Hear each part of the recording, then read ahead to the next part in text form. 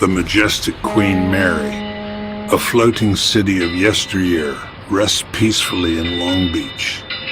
By day, she's a beautifully preserved relic of a bygone era of luxury ocean travel.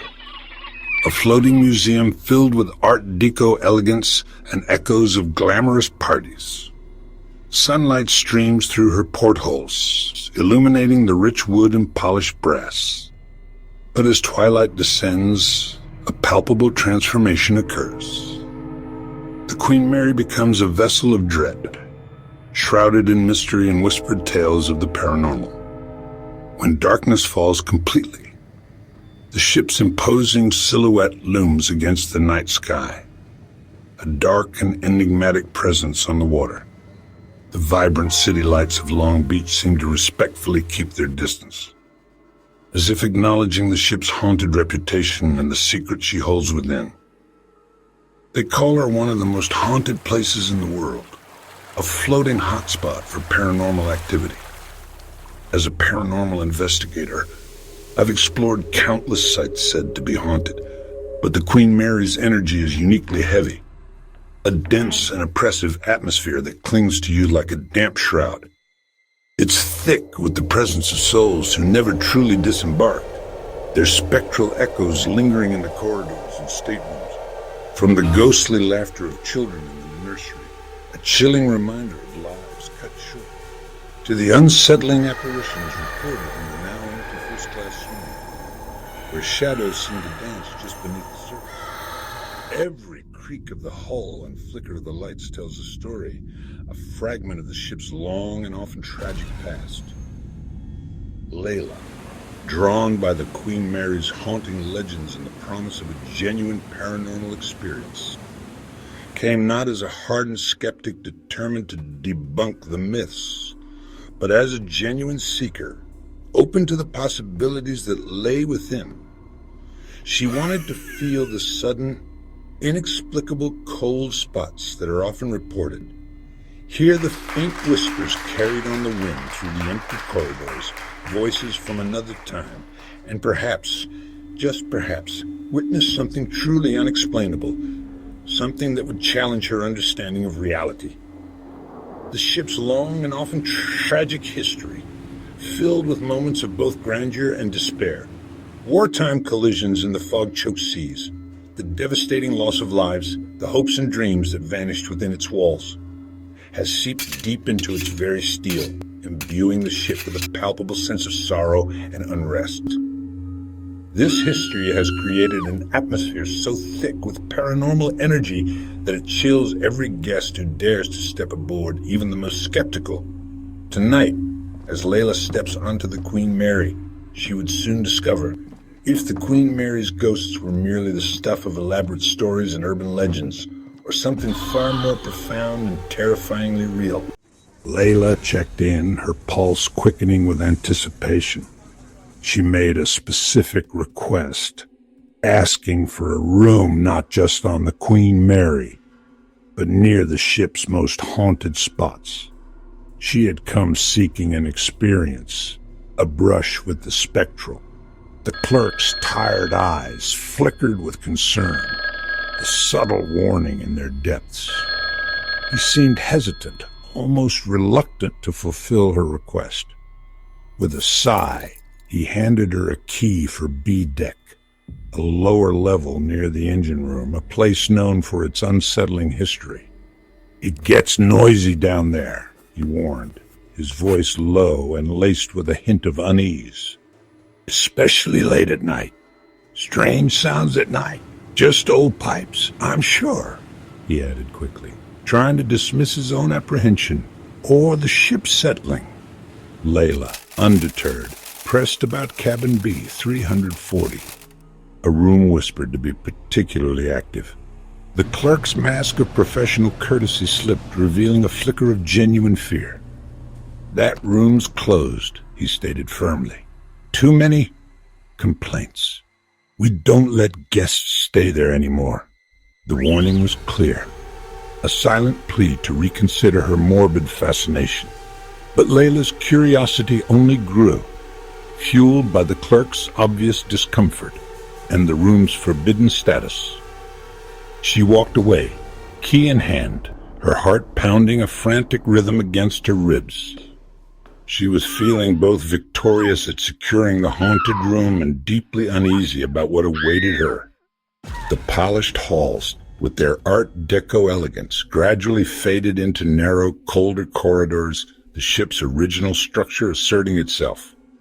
Each step down the winding stairwell took her further away from the cheerful lobby, and as she descended to B-deck, the air thickened with the scent of salt and oil, a heavy metallic aroma that clung to the back of her throat.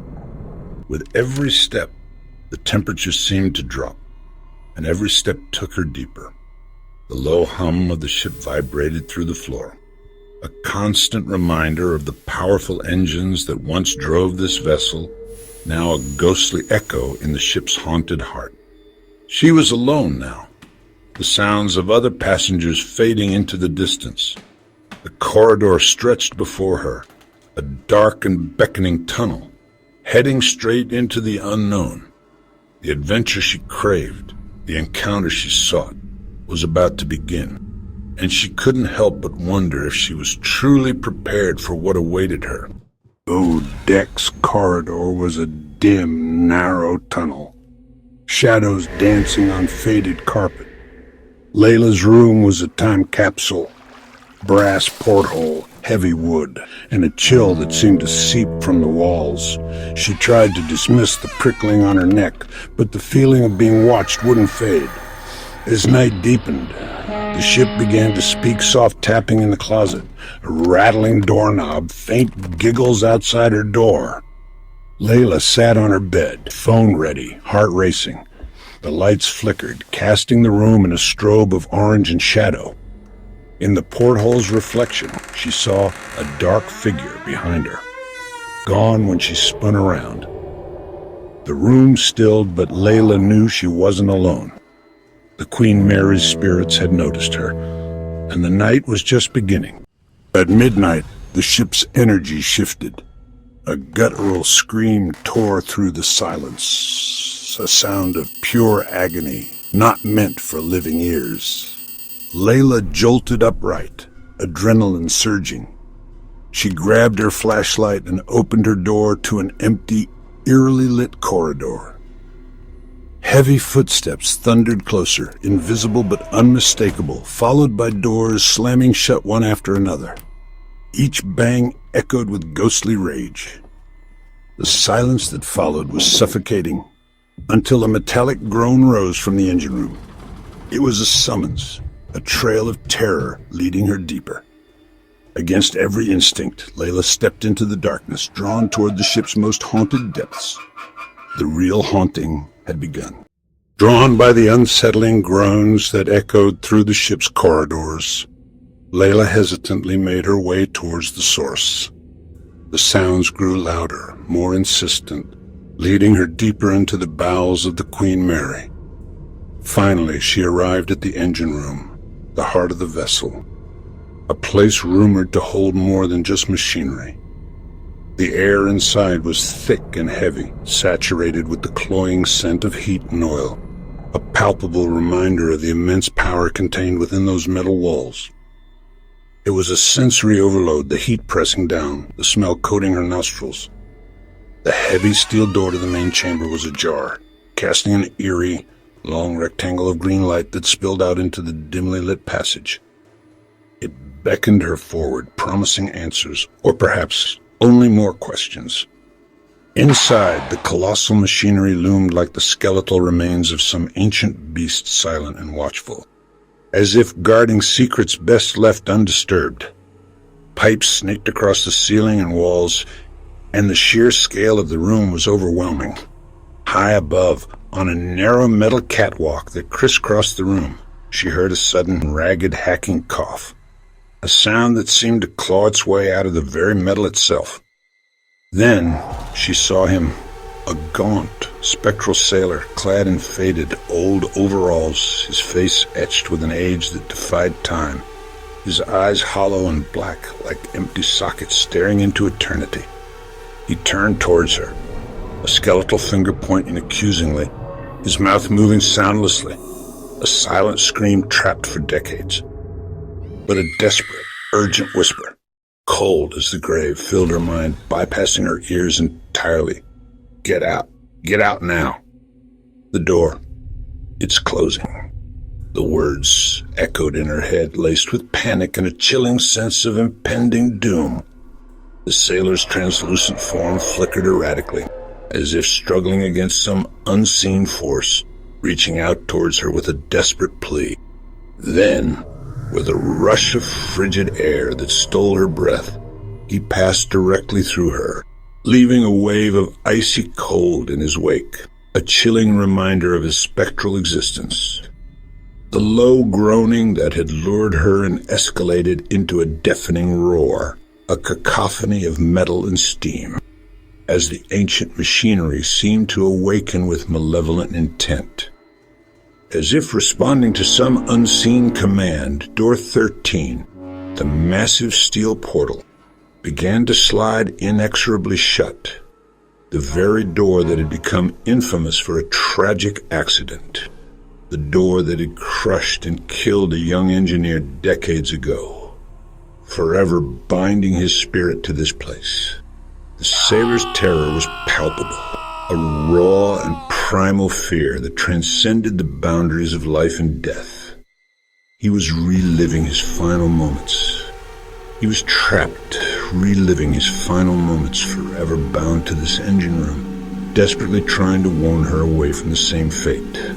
Layla, shaken to her core, looked down in disbelief.